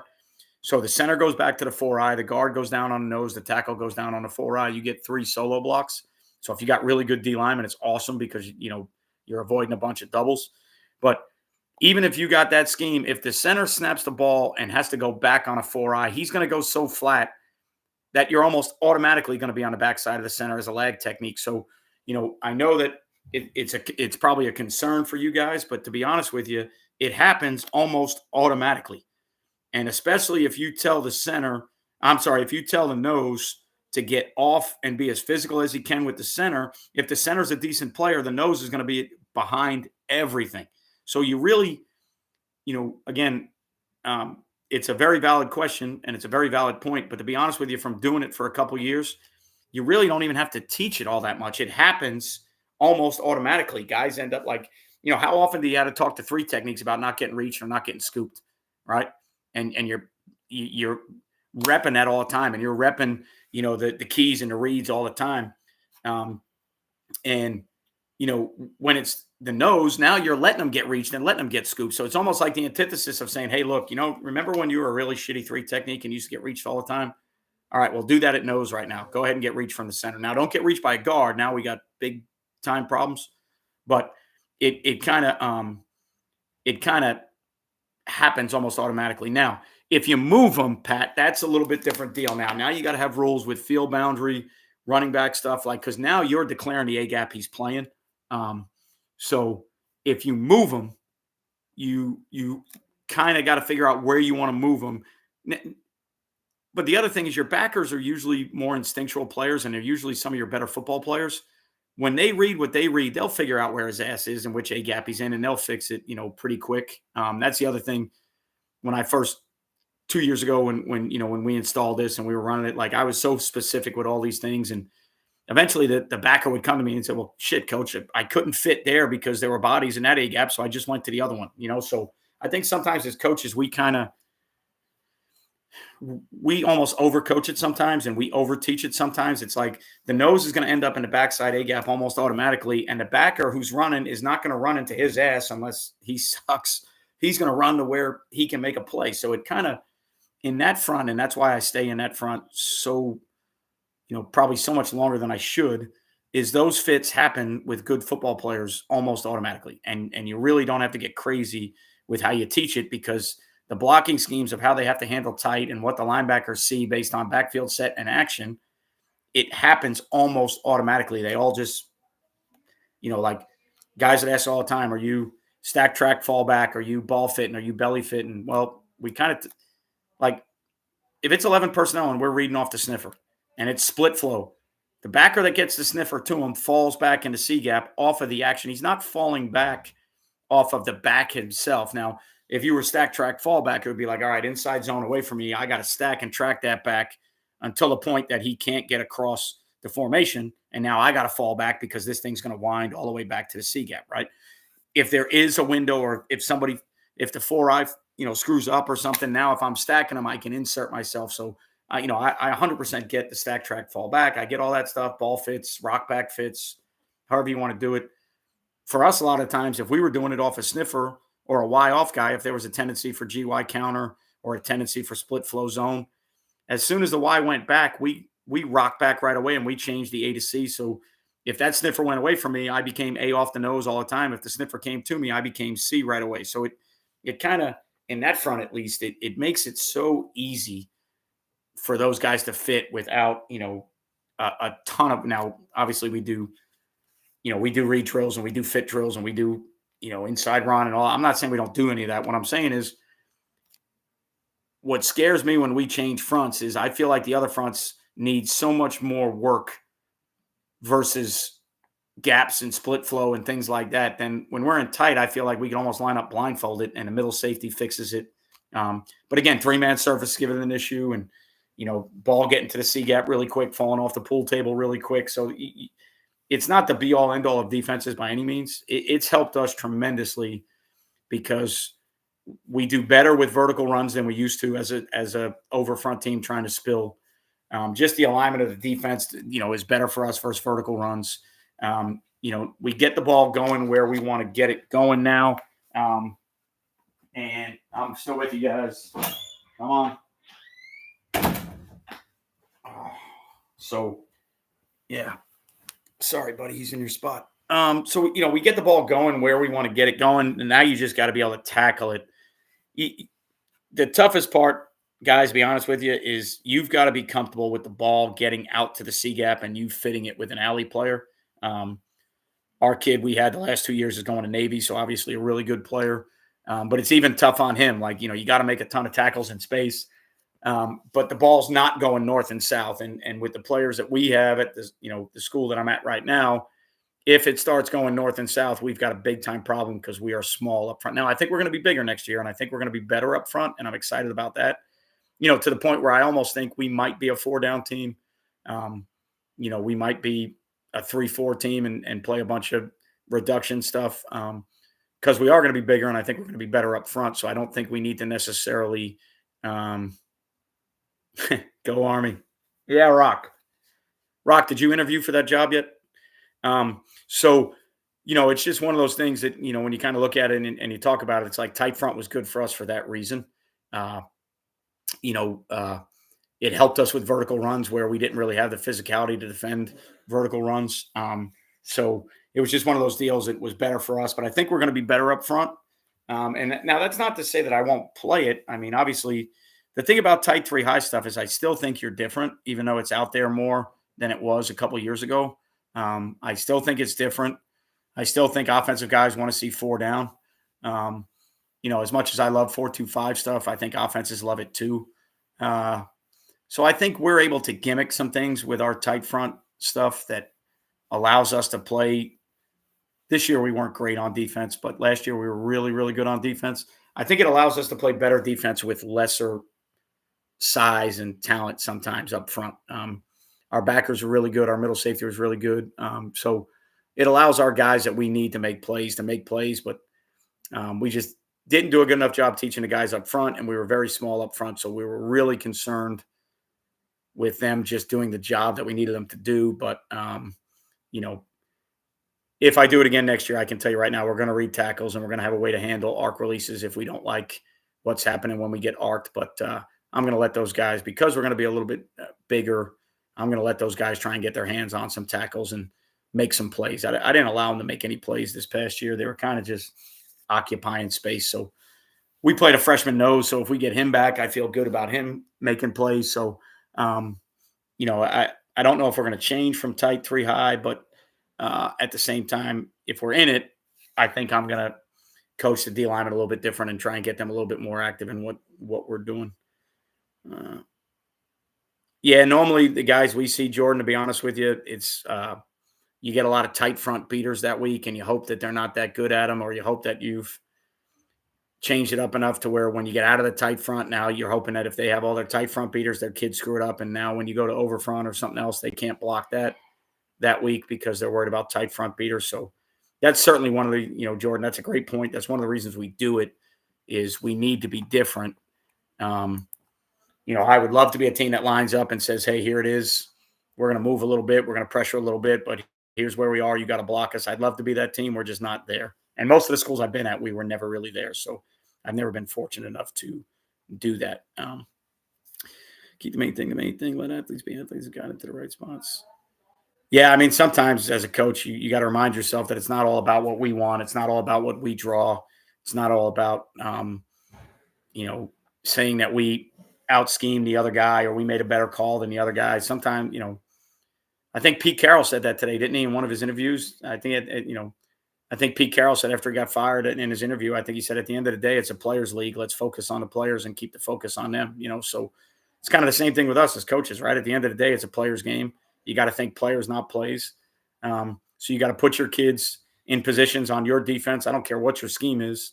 You know where you need your players to make plays. So you got to put them in those spots, and then you got to let them, you got to give them the tools to survive, but then you got to let them kind of use the tools a little bit, which, originally 10 years ago, that was kind of the philosophy. That's where play fast came from. A lot of people thought it came from we were a no huddle up tempo team. Well, yeah, we were, but we weren't even the fastest no huddle team around my area in Florida. There were people that played faster than us. So it had nothing to do with that version of it. The version of play fast, the pedagogy or the philosophy of it, was the mindset of if kids know what they're doing, they play a lot faster. And when you can eliminate a lot of the doubt in the gray area for them, they play a lot faster, right? So that's kind of the whole premise of what we do and how we do it. Don't want to go through the whole video without talking a little bit about the national championship game. I think, I think the teams that were there belong there. Everybody wants to argue right away and say, yeah, would Georgia beat both those teams? Yeah, maybe. I don't know, but they didn't win the game they needed to win. Alabama didn't win the game they needed to win. I think a lot of people were surprised. Now, it didn't show up early. It did later, but I think a lot of people were surprised how physical Washington is. I think most people thought Washington's a West Coast Pac-12 team, really good on offense, but Michigan's going to smash them to death. And I know early on they had some run fit issues and they had to get some things figured out, but they did get it figured out. Washington's actually pretty physical. The O-line's physical. They've got some kids up front on defense that are physical. So, I think the matchup was different than people might have thought about, because I think most people thought about, all right, well, Michigan just kind of handled Alabama and out-physicaled Alabama. Washington's this offensive team. Michigan's going to roll. And early on they were rolling, but that actually became a game. And it was good to see, it was good to see after last year, it was good to see a 3.5 to 4 quarter game. And, it started off ugly, but then it got a little bit better. But let me get to one of these questions. I have some good D-line, but I'll rock tight anyways. I thought it solved it. Yeah, it does solve those problems, Carl. You're 100% right. I'm not saying that we're getting away from it, but it's not as new to people as it used to be. So I think their adjustments to it are a little bit better and easier for them now. They see it more often than they used to. And like that first year we did it when people weren't seeing it, it was just for a lot of times we survived because people couldn't block it. And then when we changed from tight to 4 down or something else, when they finally thought they had tight figured out, we changed the front. And it, you're talking about 16-year-old kids, right? So I'm not trying to outguess the coordinator or the head coach. I'm trying to make the 16-year-old kid blocking it. I'm trying to screw him up. So I don't think we'll ever truly get away from it, but we may go 3-3 stack again. We may be a 3-4 team. We've got 2 guys that I like as outside linebackers that I got to find something to do with. So I don't think I'm going to go away from it. 2021 pistol RPO offense primarily. We're struggling to get our QB. It's just the idea looks for the RPO should be thrown any quarterback coverage points. The first thing I would tell you is try not to shift trade motion. If you want to live in that world and you're having a hard time teaching your quarterback, try it. I know it's probably a little bit rigid for some people, but if I want RPOs thrown off of certain people, the more I can keep the picture similar for the kid, the better I can teach them. So the more I can dictate where the overhang is and not change that because I shifted, traded, or motion, or I game a formation that I don't know what they're going to play, the more I can control the picture in that world. Now I know who I should be able to teach, the quarterback to read, right? So in the RPO world, 90% of the time it's going to be an extra fitter. It's going to be an overhang. It's going to be the nickel, the apex Sam. There'll be some deals you do off an inside backer or maybe some deals you do off a high safety. But for the most part, it's, the RPO world is the fold player, the extra fitter. That's the guy you're throwing a bunch from off. So, that part, if you can keep the picture consistent, I think you can eventually get a kid to understand, all right, well, How many guys do we have? All right, we got 5 linemen and a fullback. Okay, so we got 6 guys. Figure out the 6 guys we're going to block and figure out where the 7th and 8th guy are. You don't even really have to get specific with Sam linebacker, nickel, free safety, strong safety. Like, you just look at a picture with a kid and go, okay, our 5 linemen, our fullback are going to block those down 4 and those 2 inside backers. Who's left? And then eventually the quarterback will be able to tell you, well, to the slot side, it's the guy that's in between the slot and the tackle. And to the open side, it's the guy that's dropping down underneath one. All right, well, there's your access read. There's your RPO read, right? Now, it's never that simple. I get it. But, you'd be surprised formationally if you keep things a little bit more static in that world. Once you start, although, shift trades and motions are, a great way to attack defenses. But in the RPO world, it changes the picture for the quarterback. So when you change that picture, now you got to hope that he can, reset himself and adjust to the new picture because the coverages may rock and roll. They may spin a different way. So, to me, when we were an RPO team, I tried to keep that picture. And that's why we tried to play with tempo, right? I don't want to be so rigid formationally that it's easy for the defense, but I also want to be, consistent enough formationally that the quarterback doesn't have to ask me 35 questions about who he needs to read. And then the other thing I would tell you, just this is strictly my opinion, RPOs are a deal where you're trying to throw the ball into an area where a conflicted player had a coverage responsibility and a run fit responsibility. You don't need 35 route concepts to do that. You don't need 85 ways to attack that spot. That guy either folds or he stays out there. We either hand it or we throw. If we throw it off him, let's just have somebody replace his ass and throw the ball where it needs to go. That's the other thing I think that people get carried away with RPOs and blitzes. It used to be blitzes back in the day when you would go to a clinic. Guys would go to a clinic and then they'd come out with a napkin and they'd have 38 blitzes drawn up. Well, that's the way RPOs are now. Guys will go to a clinic and they'll hear an RPO talk, and now they're going to go, okay, well, we can do power with this combination, counter with this combination, and duo and inside zone lock and inside insert. And then they have 35 route combinations. And the bottom line is if the fold player folds, replace his ass with a route and throw somebody the damn ball. When we were doing it, the only reason we changed concepts sometimes was just because I might have wanted the ball to go to 1 instead of 2, right? I wanted to get my Z involved instead of my HY or whoever that was, or I needed the ball to go to the X. That would be one of the reasons we would change. And maybe I had to run snag or fin with the number 1 just to replace that guy. I couldn't run stick, hitch, or speed out or whatever to replace him. So, that's really where we, at least in my thinking, the way I kind of visualize doing things, I changed the routes because I changed who I wanted to get the ball. I never really came up with 35 ways to tag stuff to an RPO when we're really trying to get the ball into a certain area. Now, your glances that go downfield and your shot plays that go downfield, obviously that's different, right? You're going to have those built in. I'm not saying don't do that, but if you're throwing a concept off an overhang or an apex and you're trying to replace them, I don't think you need 35 ways to replace that guy. I think you need 2, 3, or 4 and get good at those and say, all right, look, he folded. Where's the ball go? Boom. Maybe you got a concept that goes to 2, a concept that goes to 1. If you're 3x1, you got stick or whatever your other concepts are. You got a way to get 3 the ball on an RPO, 2 the ball on an RPO. In 3x1, maybe you won't work it to 1, but in 2x2 or 2x1, you got to work it to 1 sometimes because he might be one of your dudes. So that to me is the other thing with RPOs. If you keep formations simple, it'll keep the read simple for the quarterback. And then if you keep the concepts outside simple, I think you build consistency with the quarterback.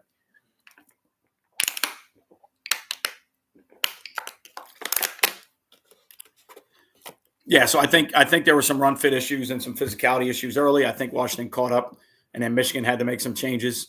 A couple key spots they needed quarterback runs, even with J.J. McCarthy in there. To me, I think the pressure that Michigan generated early, they rattled Penix early, and then they were able to get into like their exotic sims and creepers, and then they were starting to get pressure on him, dropping 7, and he had nowhere to go with the ball. I think for Washington, though, obviously he didn't play his greatest game. He played awesome against Texas.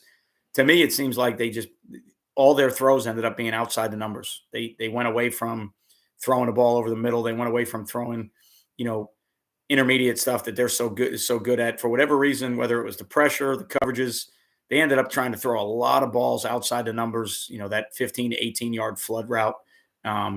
It's just one of those deals that the pressure and Michigan had some great exotic stuff off their 4-man sims. They were getting home. They had some corners involved in it, but they were also popping guys out and playing some like Tampa 2 or, stuff like that. So, they had some really good packages going on. But I think the pressure got home early, and then they were able to settle into their sim creeper stuff because the quarterback was already rattled. So they only had to send 4 because he was kind of seeing ghosts early.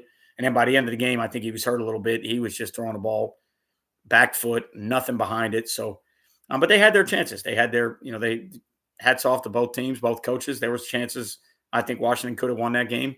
If they get off to a little bit better start early, and then if offensive Penix plays a little bit, if Penix plays a little bit better, but again, if they protect him better early, maybe he's not seeing ghosts the whole game. But either way, I thought it was a good championship game. I had no problem with it, especially coming off last year's game. So, yeah, I think they certainly did get pressure later on with 4, but I think early on, I think they sent 5 and maybe 6 a little bit here or there. Maybe not 6, I don't know, but I know they sent 5 a little bit here and there. And then once they were able to establish pressure, then when they sent 4, obviously they had some good deals drawn up to Washington's protections, and they were getting home with some games. But, once the quarterback feels pressure, now the sim creeper world is really that beautiful way to live because you're dropping 7, you're only rushing 4, but the quarterback's already under duress. So a lot of those pressures seem like 6 guys are coming because he's already freaked out. So, they had a good plan. They're the flavor of the month right now on defense. They did a good job against Alabama. I thought they were better on defense from the standpoint of they play absolutely horrible offenses, but they did a great job against Washington and a great job against Alabama. And obviously the Ravens are doing a great job. So the McDonald tree and the Jesse Minter tree and all that stuff, obviously that's right now, that's going to be the hotness. That's going to be what people want. I think McDonald's probably going to get a head job or at least a couple interviews. And then, Jesse Minter can either choose to stay, go with Harbaugh if he leaves. I think his check is going to be written wherever he wants to. So, but that's the game we're in. That's the nature of the beast. It's the hotness right now. It's what everybody wants. So that system, whatever the system is, that's going to be what people want to study. So, yeah, he got banged up early on too. He had no burst. He couldn't really push off that ankle. So that kind of hurt him a little bit. Base man, but don't break kind of guy. Coach with the bring the fun. Yeah, that'll. I agree with that, Tony. That pressure early. The problem is in high school. How do you establish pressure early if they run the ball 90% of the time? That's the bitch I have. Like in high school, it's hard. The ball's out so quick. There's not a ton of passes, and when they are, they're all intermediate, quick game throws. So to me, in high school, coverage is, and I know in NFL and college coverage is paramount also, but like to me in high school, it's even more so. Like the way that you got to live, and that's why we drop 8 a bunch because the ball comes out so quick.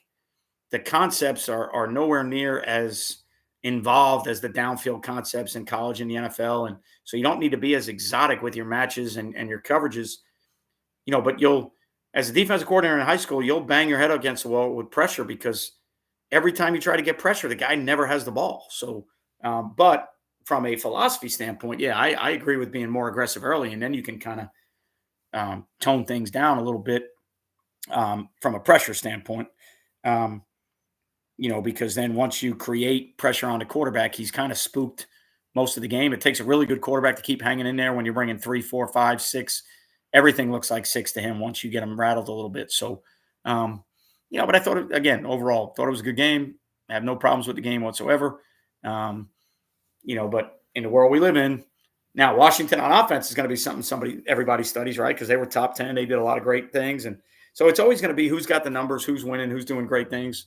Washington makes it to the national championship. That offense is probably going to be studied. Michigan wins the national championship. That defense is probably going to be studied, right? So that's pretty much the world we live in, right? Not too many people go out and say, hey, let me see who's really shitty and let me learn that and play that. That's not what you do, right? Even though there's a lot of great coaches out there in college that, maybe don't have the right players, the right personnel, and, they're doing a lot of great, some great things and have some really neat stuff that nobody ever sees because you don't get results, right? It's a results-based game. So, a lot of the guys that are doing the best coaching jobs, you'll never really notice because the best coaching job might be the 7-4 guy and not the 12-0 guy. So, How many high school passing concepts? Like I don't shit. I don't know if I've seen 7-step drop since 1995, or we don't see 7-step drop anymore. I mean, you know, you see 3-step from the gun, which is actually 5-step, right? You see 1-step from the gun, which is actually quick game or 3-step, but I haven't seen a guy take 7 steps in forever because the stems change on the routes. If you're a step, if you're a 7-step drop guy, all your it's kind of like if you're as a receiver in college, we had some 7-step drops. We were an under center team in 1991, 2, 3, whatever, and we had some 7-step, some 5-step, and as a receiver, your routes are all tied to those drops. So the stems and the yardages change all the time. So like in today's game with high school linemen, it's not so much the quarterback, with the drop as it is the fact that if you 7-step drop or if you 5-step drop from the gun, you know, if you were to 5-step drop for the gun, that would to me would be equivalent to a 7-step drop. To me, drop back passing from the gun is 3-step mechanics, and then 1-step mechanics become quick game, or like when you use the old terminology of 3-step. Well, 3-stepping was the quarterback under the center, and it was a 3-step drop, and that's how you taught it. You taught it off a clock, and you taught the footwork from under center. So 3-step now in the shotgun becomes either rocker step or punch one or whatever your terminology is. And then the old 5-step or drop back, when you're talking to people about drop back passing, that is now to me 3-step mechanics from the gun, because now the same 3-step mechanics put me in a position where I'm now deeper than I would have been in 5-step. And now by the time of the snap and my mechanics, you can use all your same 5-step, you can use all your 5-step route mechanics as far as your depths and what stems and break points the receivers are using.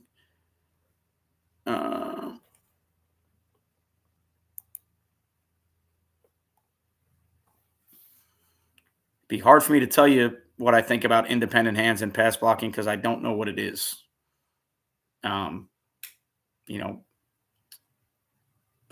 If it's working off counter moves or working off different things, or whatever the old school thinking would be. I certainly think everything starts, you're trying to get guys to 2-hand punch, but once they start surviving, I don't know if you ever get the perfect kick set punch, right? That's a drill. That's that's something that you do an individual and they work on kick setting, but then techniques change. A guy gets wider and you got to change your kick step, and a guy gets flatter. And then, you're constantly working to get that perfect 2-hand punch or that perfect fit. But now, you panicked. He's almost turning the corner on you, and now you got to do something different. But I don't study O-line play enough to know what they're teaching now with independent hands, or what they're teaching. So War, you're going to have to enlighten me on that. Don't do enough O-line research to know what they're teaching with independent hands.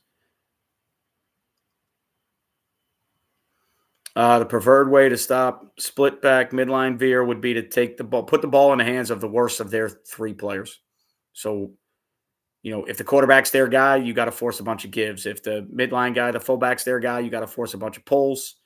The one thing I will tell you in high school is if you could force it to be pitched, I would do that every chance you get. If there's a schematic you can use, anytime you can get the ball pitched in high school triple option, that's really the way you want to go. Problem is, if the pitch guy is their dude, then the way I always look at option is I don't think offense controls who gets the ball in option football. That's just a personal opinion of mine that I've argued with people before. I know the quarterback determines where it goes, but in my opinion, the defense dictates where the ball goes. So as an option team, you have to live with the fact that the defense is going to tell you which one of your kids are getting the ball. I know that there's some zone dive schemes and some load schemes and things where you can certainly put the ball in your dude's hands. That's why those things were created.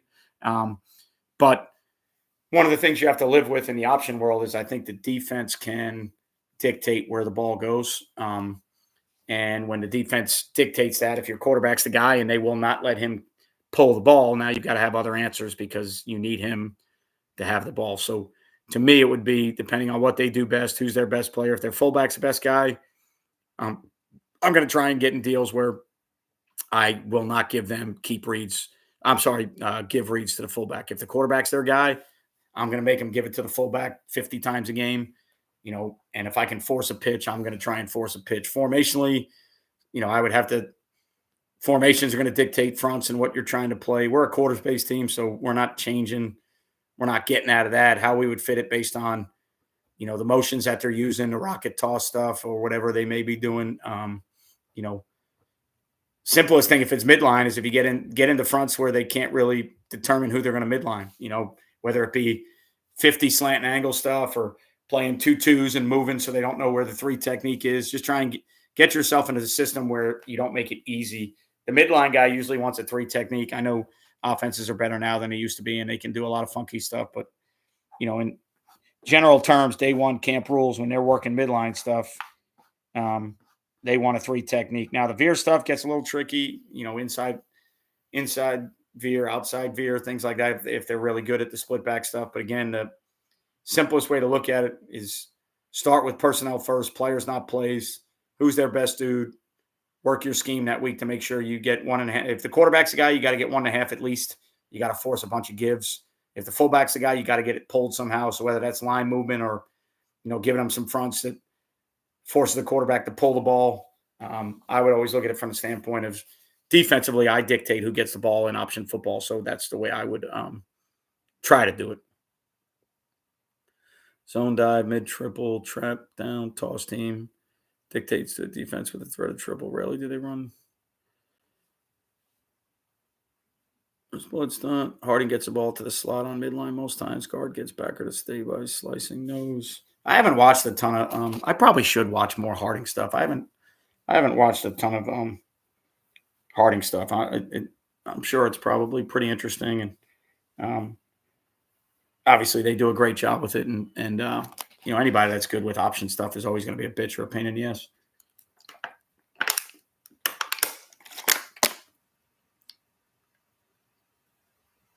Oh, they will eventually if Air Force and Harding and all those guys are that good. Whatever because those guys have to stay one step. Harding's got to stay one step ahead of the curve, right? I don't know if anybody's going to catch up to it, but obviously you win the national championship running that offense. It's like when Paul Johnson was at Georgia Tech and all the flexbone guys freaked out about it. Well, most of his success came when he first got there and people didn't know how to defend it. And, I know there's Paul Johnson. I think Paul Johnson's great. Don't get me wrong. But off the top of my head, to my knowledge, a lot of times in bowl games when teams had 6 weeks to prepare, they didn't do anywhere near as well. So, you have to stay one step ahead of all that. Harding won a national championship. Now when Georgia Tech got in the ACC, the best thing that Georgia Tech with Paul Johnson did, they forced guys to practice against that look for 10 minutes all year round, right? And whether it's Georgia Tech or whoever you are, if you're one of the middle tier, now then they weren't exactly middle, probably higher end. And, when I was a freshman in college or whatever, they won, at one point they were, not always a bottom tier in the ACC program. So I don't mean it to say that they were bottom tier, or middle tier. But if you're one of the guys, you're not one of the haves all the time. You're not the Clemson, the Florida State, Miami, whoever it may be. You got to do something different. You got to do something exotic, and they certainly did that. But as soon as you make noise, everybody's going to catch. Now, I don't know if they can catch up to what Harding does and stop it. I'm not saying you can stop it. All I'm saying is you're going to have to probably get a little bit more exotic and involved with what you're doing because now everybody's going to have their ass chapped that you won a national title, and they're now going to start practicing against that offense 10 minutes of, whether it's like the Michigan, Ohio State stuff where those guys practice, they do 10 minutes of Ohio State every day, or it's option stuff. We do 10 minutes of flex bone every day because we got to defend it. Like that's usually what happens when you sneak up on somebody or you whip somebody's ass with some type of scheme they don't see. Now they're going to have to make their practice plans where, hey, even in spring ball, we're doing 10 minutes of option work against that version of what they run because obviously we just got our ass kicked. They won a national title. We got to beat them. So I think there's going to, and they'll obviously they're national champions, college coaches. They'll figure it out. They'll have stuff wrinkled. Same thing with Air Force, right? The more success you have, the better you are. You start doing things. You got to have wrinkles. You got to have change ups. You can't live in that systematic four-play formational world and think that you're going to survive all the time. Guys are going to catch up to it the more they see it. Unfortunately for those guys, I think, and I don't mean this in the wrong way, but success for them is sometimes the thing that kills them because when they have success, now people work on defending it. when you fly under the radar with that type of offense and you come in, oh, it's just Air Force, it's just Army, and then they rip somebody for 500. The more success you have, or the more you sneak up on somebody and kind of sucker punch them, now it's like, all right, that's not going to happen again. We're going to, we're going to work on this, and that's why. I think one year Alabama played Georgia Southern and gave up like 400 yards rushing. And I think, Saban basically said, we're not scheduling them or any triple teams ever again because I can't defend it in a week. And I've got all these other SEC games I got to win. I can't defend that shit in 3 days. So I think when you get good and you have those results, I think sometimes it hurts a little bit. Winning a national championship will never hurt. Being good on offense will never hurt. But it forces people to defend your stuff, and it makes it tougher on you now. You got to have more wrinkles and, do some things different in your offense now because the standard stuff is going to be defended because you just beat somebody's ass the year before. So I'm sure that they'll wrinkle it up. But for those guys too, it becomes a recruiting deal. They're recruiting certain kids. They can't get their hands on the kids that may be successful in a different offense. So they run that offense because they have to. But now they also are having a problem getting those kids because the offense dictates that they don't get them. So, it's a catch-22 for them, for the service academies. I remember Gary Patterson, the beginning of TCU era started. Yeah, because he probably, I would imagine, coming from New Mexico or wherever he was coming from, he probably, Gary Patterson was on the lower end of football for a while. And when I say that, what I mean is not the bigger conferences and so he probably saw more exotic shit than other people did. So the smaller school guys and the group of 5 guys and the guys that break out, like a lot of times they're doing better stuff because they're seeing just like high school to me is 100 times harder to defend than college or the NFL. Like you're going to see 8 different things throughout the course of a year. So sometimes the guys like Big Ten football for years was played almost the identical way with just different colors and mascots on a helmet or logos on a helmet. So even back in the day, the SEC football, it was all played a certain way. So, Rock, I'll talk to you, but I want to catch up to you with you about the interview. So when you're playing a certain style of offense all the time, it's a lot easier to play defense, right? So, the service academies were different. They were out there. People didn't give them enough respect, so they snuck up on people and beat their ass. And then, once that happens one time, it's like, all right, that's not going to happen again. So probably why Patterson started that way. He probably saw some funky offenses at the level or the smaller schools, whether it was New Mexico or one of those he was out there coaching. You have to be ahead of the curve, double tight, double wing, eventually teams. Yeah, so those guys all have their wrinkles, whether you put 9 in a box or whatever. And at our level, a lot of times it comes down to how good are they. If they're that good, it doesn't matter if I put 9 in a box. I'm not stopping it anyways. At the penultimate level, when the talent's similar, now it comes down to the system, the scheme, the play calling, the execution, the technique, how you're teaching it. That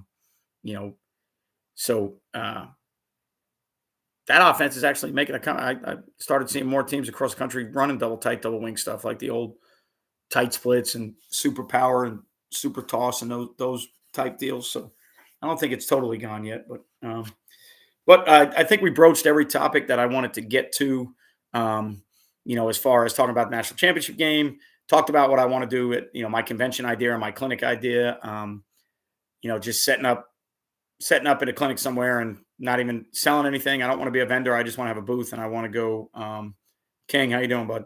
I just want to have a booth and I want to have a whiteboard, and whether it's with a company that I work with and you go by the booth and I end up, they have a sales pitch, or if it's just us there, 6 a.m. text, buddy. I'm back in the classroom tomorrow, so I'll really be loving life at 6 a.m.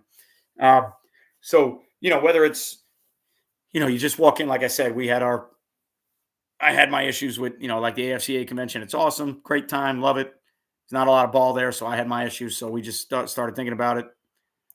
Set up a booth, play fast. I don't want to sell you anything. I'm not trying to get you to buy anything. I just want you to come by and get your frustrations out. If you want to talk ball, if you want to draw plays up, probably get some scenarios in there and talk about, hey guys, for the next hour, here's what we're going to do. Draw it up. It's 3rd and 8 from the 50, whatever. I don't think I want to get one coach versus another. I don't, that's just not the way the game is played. You don't get a chance to draw something and have the other team look at it and then draw it and say, all right, well, there's our play. That's not what happens.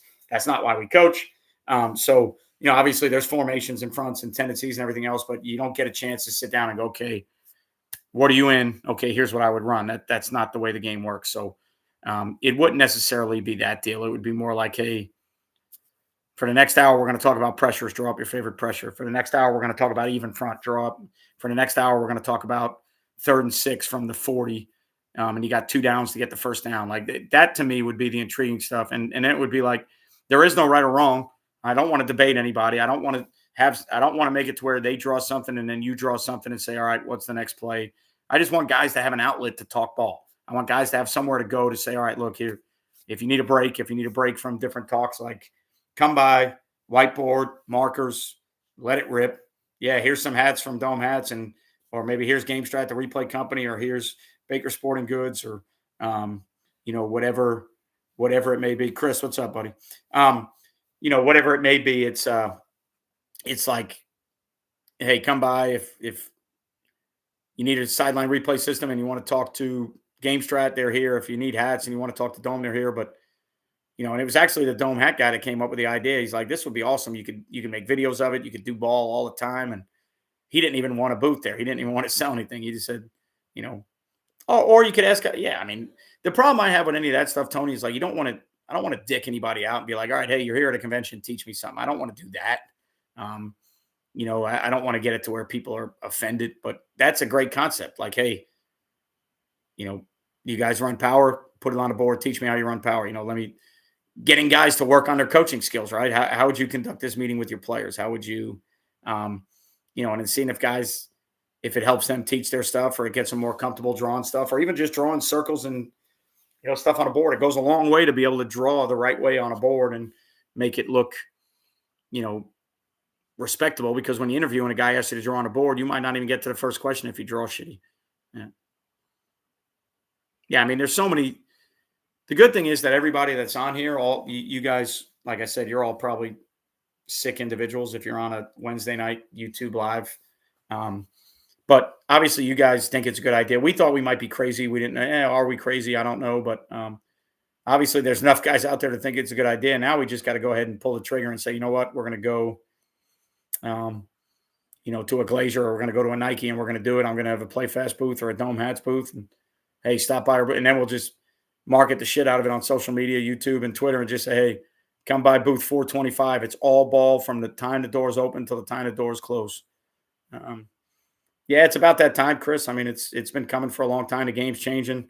The way he was running this program for a while, NIL, other stuff. It's harder to get kids to do the things you need them to do. And it was a good run. It was, if you're an Alabama fan, you got to be happy about it. Obviously, it's disappointing. You're not going to replace Saban, so don't worry about that.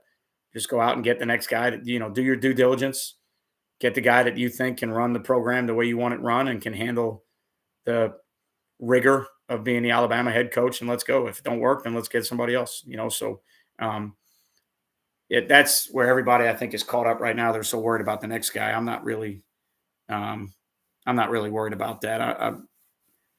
Let's just celebrate what we had with him, and you're not going to have another one like him. It's hard to replace him, but there's a lot of great football coaches out there that, with the tools and assets that Alabama has, they'll do a great job. And it's probably about time, and Saban realizes this too. It's probably about time for somebody with a newer, fresher perspective on it to come in and handle the world of the NIL at Alabama, right? I mean, that's not when Saban built the program, that's not what he had to worry about. It's not what he had to deal with.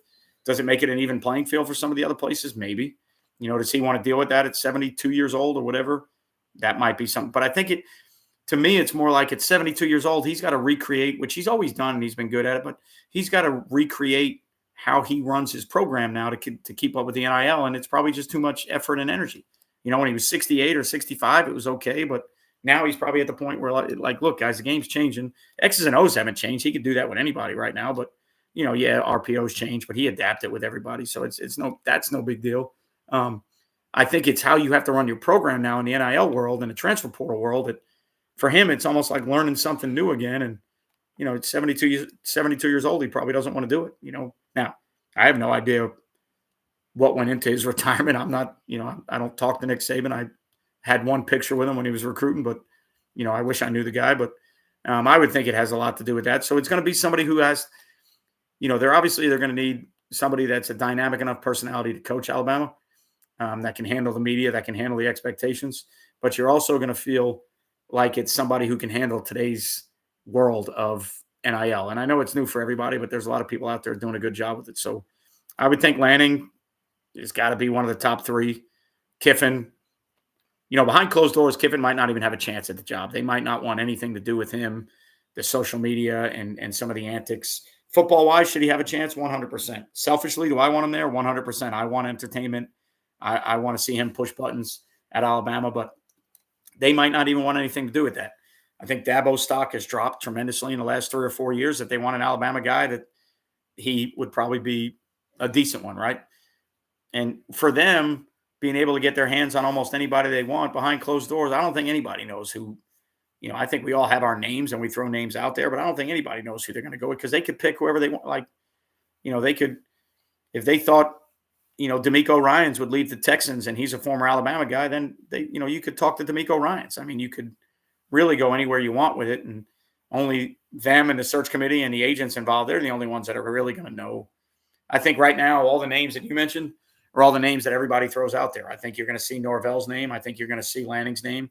I think you're going to see Lane's name. I think you're going to see Sark's name. I think you're going to see, surprisingly, anybody that's tied to Saban or that's been tied to Saban, I think you're going to see all that. I think you're going to see Kirby's name at some point if he's not chasing the Falcons or something else. But Belichick will probably not be available. I agree with you, but I think what's going to happen with Belichick is he's going to get the Parcells deal where somebody's going to take him. And for the last 3 or 4 years of his career, which he pretty much had in New England anyways, but he's going to get a chance to go somewhere with complete full reign like Parcells did, and that's how he's going to end his tenure. That's my opinion. Not sure where that'll be, but I'm pretty sure that I think that's what's going to happen. Yeah, but it could be. Who knows? We don't. All I know is it's all the names that everybody thinks should get the Alabama job. I don't think anybody behind closed doors knows, who it's going to be. If it's one of those names and it was that obvious, then, anybody can come up with those names, right? But behind closed doors, and even as an Alabama fan, I have no idea. Yankees fan, it's kind of like when the Core 4 era ended. Be happy for what we had and what comes next. Yeah, I mean, the Yankees deal is always tough because it's hard to replace that, free agency and stuff like that. And then you get in a point where you're constantly trying to buy a team and you can't build a team anymore. And that's the way college football is now. You're kind of buying teams. You're not really building them anymore. So I think that has a lot to do with it, though. I think that's one of the reasons he's probably out. The game has changed. He would have to change. He's 72 years old. Recruiting changes, NIL changes, transfer portal. Nick's big thing used to be, or Coach Saban's big thing used to be, he would always give the players the best advice on the money that's in the league, where they're going to get drafted. He had every connection he could have, which all college coaches do. I'm not saying it's just him, but I think he had a little bit better feeling on where guys were going to be drafted. And he could say, hey, look, you need to stay another year. This is a $30 million decision. And guys would listen.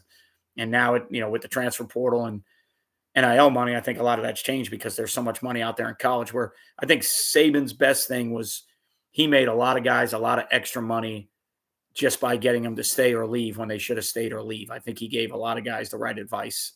And he's not the only one, but that's what he's known for. He's known for telling guys, hey, look, you need to go now. Or, hey, look, you need to be here again. I know you don't want to hear that, but right now everybody's telling me you're going to be the 18th, 20th, 25th pick. And if you stay another year, and obviously you got to be healthy. So they started changing what they did with insurance and other things for those guys so that they can get them to stay and play in bowl games and everything else. Enough not to be hit with that negative age recruiting segment, don't we? No, I don't think Norvell has the pedigree yet for that, but he's close. Kiffin's the guy for a few reasons, but I don't know if I don't know if the true Alabama behind closed doors wants to deal with that. Definitely, whoever they get now is not going to get, in my opinion, you're not going to get hit with the age deal with Saban. That was one of the only things guys could hit on him. Whoever they hire, all the names you just mentioned, none of those guys are even close to, I don't know if any of those guys are 50 yet between Kiffin and Dan Lanning. And so they're certainly not going to get hit with that. Let's learn about the 2-gap 3-4 that he emailed.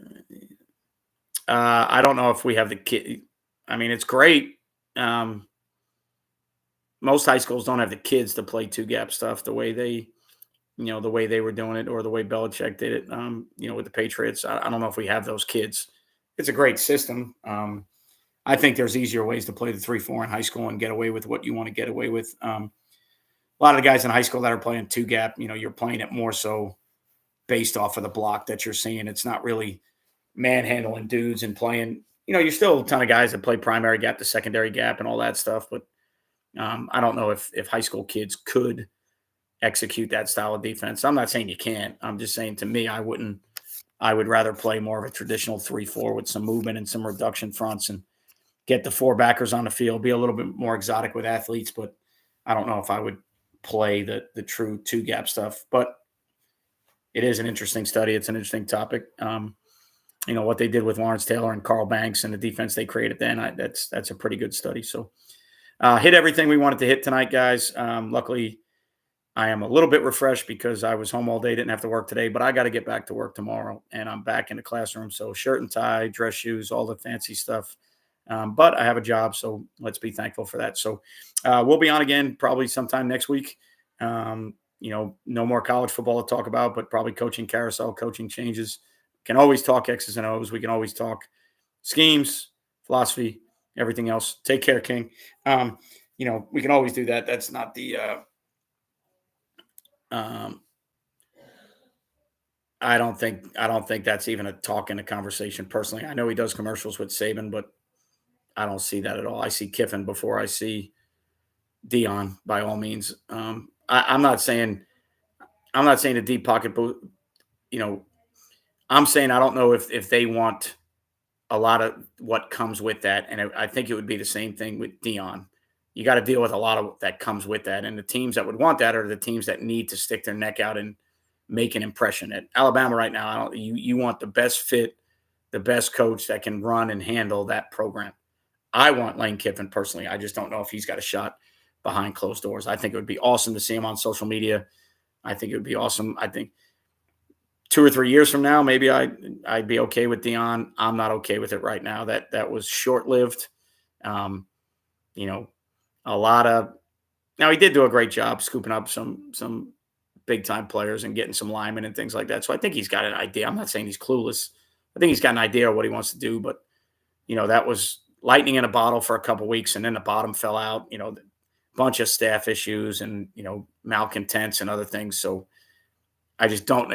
If that holds up, if what he does holds up for 5 or 6 years, I'll take a flyer on him. Then right now you can't take a flyer on that because it's just another animal at Alabama. I know he's been around it his whole life, but it's just from a coaching standpoint, it's a completely different animal. And I think he's perfect right now for Colorado. How long he stays, I don't know, but I think he was perfect for them. And I think it was the perfect storm early on, but the bottom fell out of that in an absolute hurry.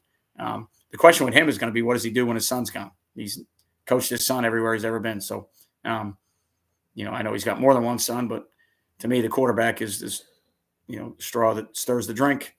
When it's time for him to go to the league, I wouldn't be surprised if you don't see, Dion or poking his head around, or if it was this year or whatever their decisions are. I think when he goes to the league, you might see Dion poke his head around there, but not sure.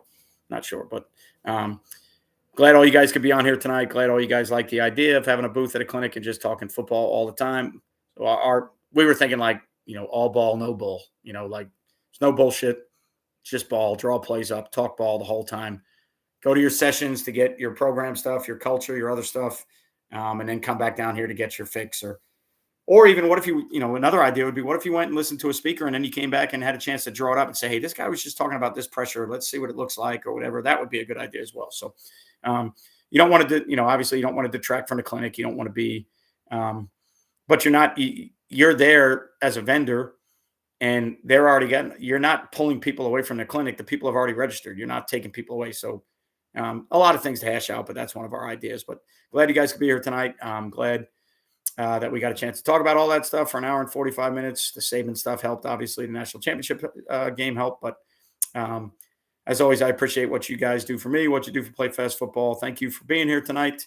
Good luck in the offseason. Let me know if you have any questions or any videos or anything you might want to see me do. Next video I think I'm going to do is on punt stuff and some of the exotic formations or guys getting away from the 3-man shield, going 2-man shield with a movement guy, a motion guy, and all the reasons why I think it's pretty cool and why I think it's even cooler in high school, because I think special teams is where people should spend a little bit more time with, I think you could be pretty funky and exotic on special teams and have a lot of great results. So remember, you won't play well till you play fast. Thank you guys for being here tonight. See y'all next time. Roll Tide.